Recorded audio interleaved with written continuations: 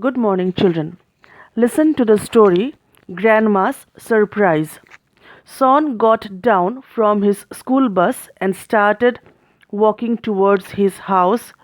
It was Saturday, a half day at school. He didn't look forward to returning home as both his parents would be at work. Things had been going badly for him ever since his grandmother had come to stay with them 2 months ago. No birthday party because grandma fell ill. No pets allowed because grandma was allergic to fur.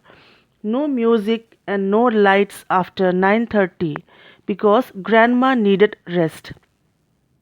His mother even stopped preparing his favorite dishes. She cooked only what his grandmother liked to eat. How unfair! Son hardly spoke to his grandmother. Even his cousins had told him she was a grouchy woman. Son rang the doorbell. He heard his grandmother's footstep as she walked down the passage towards the door. The moment she opened the door, he rushed into his room and flung himself and his school bag on the bed. The bag burst open and a few books fell out of the bag onto the floor. A little while later, Grandma entered the room. She picked up the books and put them back into the bag. Son pretended to be asleep. As soon as she left the room, he sat up in bed. Then he lay down again.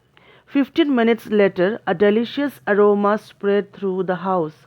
Son's stomach growled, but he didn't leave the room. He just lay in bed with his eyes closed. Suddenly, he heard his grandmother enter the room. "You must be hungry. Let's eat," she said, holding his hand. She dragged him to the dining room. Son's eyes widened. Grandma had cooked his favorite dishes: fried rice, noodles, and spicy vegetable stew. The food was yummy, better than what his mother cooked. They ate in silence. "It's yummy," Son said, taking second helpings of everything. "Would you like me to help you with your Hindi lessons?" his grandmother asked him suddenly. How do you know?" Son stammered. "The test paper fell out of your bag," she said softly. Son stared at his grandmother. There was a look of genuine concern in her eyes. Grandma was nothing like what his cousins had told him. Even though she hadn't been keeping well, she had cooked for him. "Dad will be angry when he sees my marks," he said, lowering his head. "Don't worry, I'll talk to him." Grandmother smiled, patting his back.